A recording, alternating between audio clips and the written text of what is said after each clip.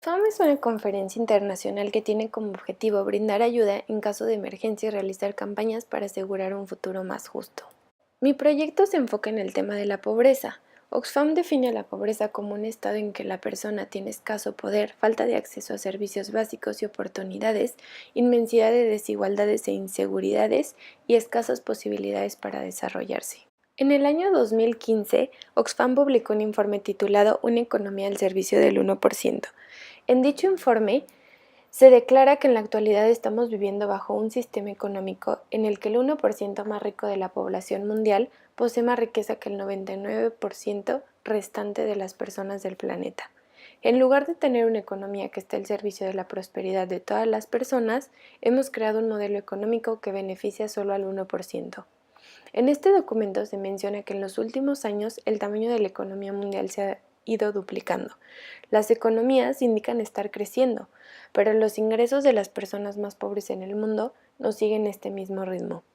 En el análisis que hace Oxfam se informa que el 1% más rico de la población posee el 48% del total de riquezas mundiales. Actualmente, 62 millonarios tienen más que 3.600 millones de personas. La desigualdad no solo se queda ahí, sino trae consecuencias entre grupos sociales. Una de ellas es la desigualdad de género. Los países con mayor desigualdad también son los que presentan mayor nivel de desigualdad en cuestiones de salud, cuestiones educativas y en la participación del mercado. El aumento de la desigualdad en todas sus formas supone un problema para todos. No solo afecta a la mujer, sino es un riesgo para la cohesión social y una amenaza para la economía de todos los países en el mundo. Otro aspecto que se ve dañado por la gran desigualdad es el de la preservación del medio ambiente. En el informe se menciona que la huella de carbono de las personas que se encuentran en el 1% de la sociedad podría multiplicar hasta 175% a la del 10% más pobre. Este informe también habla de cómo los dueños del capital y los directivos de grandes empresas se han enriquecido a costa del trabajador medio. En los últimos 30 años, la contribución del trabajo a la renta nacional ha disminuido, pero a su vez el capital aumenta. ¿Qué significa esto? Que los dueños del capital se enriquecen cada vez más, mientras que los trabajadores acaparan el menor porcentaje de beneficios del crecimiento económico. Los salarios de los trabajadores no remuneran sus esfuerzos, tampoco satisfacen sus necesidades. Es decir, estos trabajan pero siguen sumidos en la pobreza. La economía mundial no tiene solamente la obligación de ofrecer empleos dignos, sino también debe ofrecer más puestos. Una cifra que realmente me asustó porque al ser candidata a graduarme el próximo año, esto es a lo que voy a enfrentarme, es que en el 2015 había 3 millones de desempleados en el mundo, siendo los jóvenes los más afectados por el alto índice de desempleo. Y la tendencia es que estas cifras sigan aumentando. Para que un país pueda generar empleo, bienes o servicios, debe existir un desarrollo económico, de modo que para reducir la pobreza también deben existir fuertes políticas económicas. Muchos creeríamos que la generación de ingresos está relacionada con la productividad o con el valor añadido, pero pueden estar totalmente desvinculados. Es inconcebible el nivel de desigualdad. Los índices de productividad siguen aumentando, pero los índices de crecimiento salarial no. Un ejemplo que me impactó es el de un director de una empresa. Este gana más que 430 de sus empleados juntos. La relación entre poder económico y político y la desigualdad crea un círculo vicioso que influye en la manera de diseñar las instituciones que rigen nuestras economías. Con los datos anteriores, queda claro que no es una cuestión de falta de ingresos, porque estos no dejan de aumentar. Es injusto que quienes viven en la pobreza no obtengan el incremento en sus ingresos que necesitan, mientras que los que ya son privilegiados reciben un mayor porcentaje de estos ingresos y de riqueza, provocando que la desigualdad siga aumentando. El segundo capítulo habla del poder y los privilegios en acción. De manera muy acertada se argumenta que los regímenes fiscales existen para salvaguardar el bienestar de los ciudadanos de un país. Los impuestos son manejados por los distintos organismos de gobierno para garantizar la calidad de vida de sus habitantes, en donde se busca cubrir las necesidades básicas, al menos de todos los sectores poblacionales. El problema surge cuando habitualmente, en países menos desarrollados, los que más deberían enfocarse en proteger a los sectores menos favorecidos por medio del cobro de impuestos a quienes más tienen, hacen lo contrario. La actual arquitectura fiscal está llena de carencias que permiten que individuos adinerados y empresas nacionales y multinacionales logren evadir sus responsabilidades fiscales por medio de distintas herramientas para la deducción de impuestos y otras prácticas poco reguladas. Las prácticas usualmente llevadas a cabo es la utilización de paraísos fiscales. De acuerdo al documento, se estima que los países en desarrollo pierden cada año al menos 100.000 millones de dólares y, sorprendentemente, una enorme cantidad de empresas que trabajan en conjunto con el Banco Mundial son las principales que ejercen dichas prácticas. Las soluciones erróneamente a las que los gobiernos han llegado al encontrarse con este tipo de situaciones han sido: 1. Reducir el gasto público para servicios, y 2. Cobrar más impuestos a las personas que menos tienen. Sobran los argumentos para llamar a estas prácticas medidas ridículas, ya que terminan afectando siempre a las personas con peores ingresos y que se encuentran en las peores situaciones económicas y sociales. El Colegio Internacional de Abogados inclusive ha calificado estas medidas como una vulneración a los derechos humanos. Los escasos intentos que han existido por parar las prácticas fiscales dañinas han resultado infructíferas, porque se han interpuesto con los intereses de ciertos grupos y ciertas personas, miembros de una élite que parece ser intocable. Entre estos sectores privilegiados encontramos tres. El primero de ellos es la industria extractiva. Es un ejemplo más de cómo la riqueza está orientada a manos de unos pocos, ya que en la mayoría de los países, y una vez más en los países menos desarrollados, la corrupción y la falta de escrúpulos han permitido la explotación desmedida de recursos para el enriquecimiento excesivo de las élites. El segundo sector es el sector financiero. Actualmente la cantidad de personas que tienen una tarjeta de crédito o que se encuentran relacionados con una institución financiera representan el 62% de la población mundial adulta. Las transacciones, la especulación y el valor de los activos son las prácticas más redituables dentro del sector financiero y, sorpresivamente, no aportan nada en materia de generación de bienes, aportación de valor o incremento en el desarrollo. El sector financiero promueve que las personas con capital puedan invertir y asegurar riqueza, mientras que las personas de sectores más desfavorecidos adquieran créditos a tasas sumamente altas que terminan por perjudicarlos gravemente. Otro de los sectores privilegiados que se menciona en el reporte de Oxfam es el sector textil.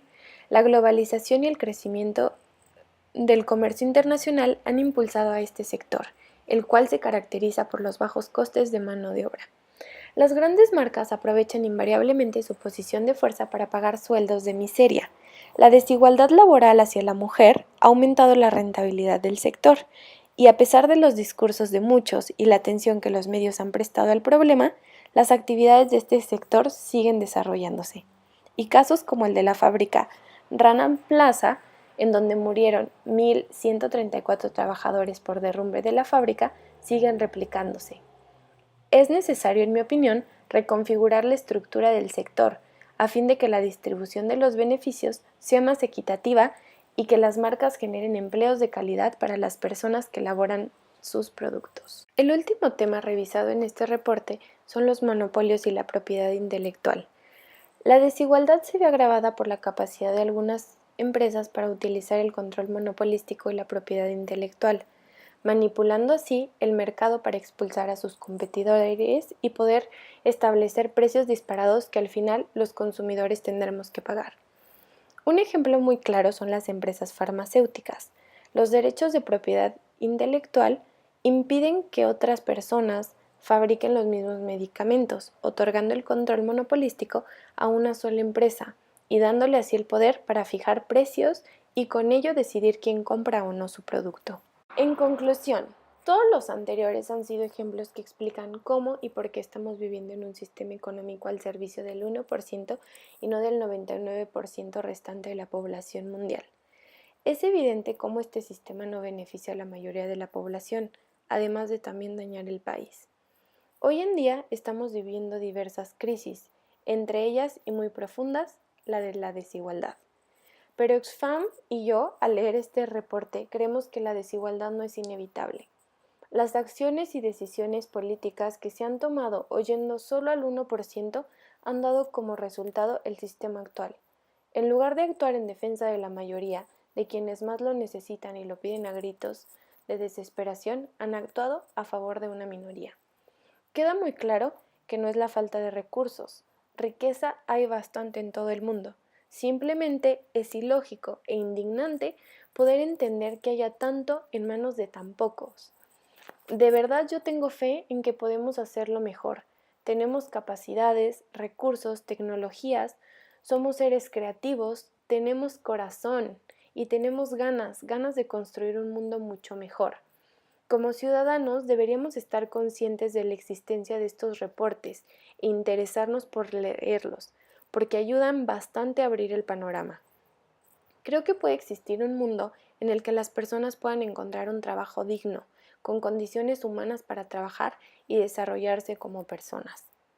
Un mundo en el que tanto hombres como mujeres vivan teniendo acceso a las mismas oportunidades. Un mundo en el que los paraísos fiscales sea algo que solo estudies en clase de economía. Y sobre todo, un mundo en el que quienes trabajen reciban lo que les corresponde, para con ello contribuir a la sociedad y beneficiar a la ciudadanía. Reconozco que está en manos de los responsables políticos poner soluciones para acabar con una economía al servicio del 1% y empezar a construir una economía humana que beneficie a todas las personas. Los gobiernos deben de trabajar para las personas, atendiendo a la voluntad de la ciudadanía en lugar de anteponer los intereses de las grandes empresas. Para lograrlo, Oxfam formula las siguientes recomendaciones. La primera consiste en pagar a los trabajadores y trabajadoras un salario digno y reducir las brechas que hay entre los altos directivos.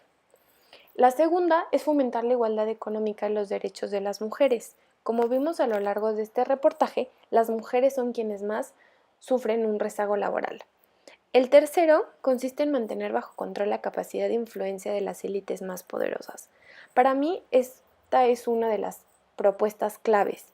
Oxfam menciona que debemos trabajar con firmeza para garantizar que los procesos de formulación de las políticas se hagan más democráticos y menos propensos a la captura de intereses creados.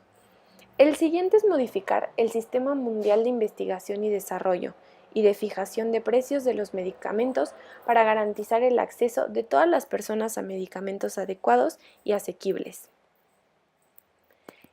El siguiente consiste en distribuir el esfuerzo fiscal de forma justa y equitativa. Oxfam cree que los gobiernos deben mejorar la transparencia sobre los incentivos fiscales y recuperar un gravamen sobre la riqueza. Por último, habla de combatir la desigualdad a través del gasto público progresivo. Es importante dar aquellas políticas, prácticas y gastos que permitan incrementar la financiación destinada a servicios de salud, educación pública y gratuita. Como conclusión personal de leer este reporte, me llevo que el mundo en el que vivimos es un mundo muy desigual, donde hay quienes tienen mucho y también quienes no tienen nada. Mientras leía las cifras exorbitantes que se mencionan, en mi mente estaba la pregunta, ¿cómo hay personas que se pueden ir a dormir y descansar pensando que ellos tienen tanto y alguien no tiene nada? Lo han hecho ellos, pero también lo he hecho yo. Ignoraba estos datos, estas cifras, y es interesantísimo saberlos, porque es información, información que te da poder, poder para exigir un cambio y exigir cuentas, o en lo más mínimo, o más bien dicho, en lo máximo, yo ser transparente, y si un día estoy al frente de una compañía, establecer sueldos justos y recibir solo lo que me corresponde, cuidar qué es lo que consumo y elegir bien a quien me va a representar.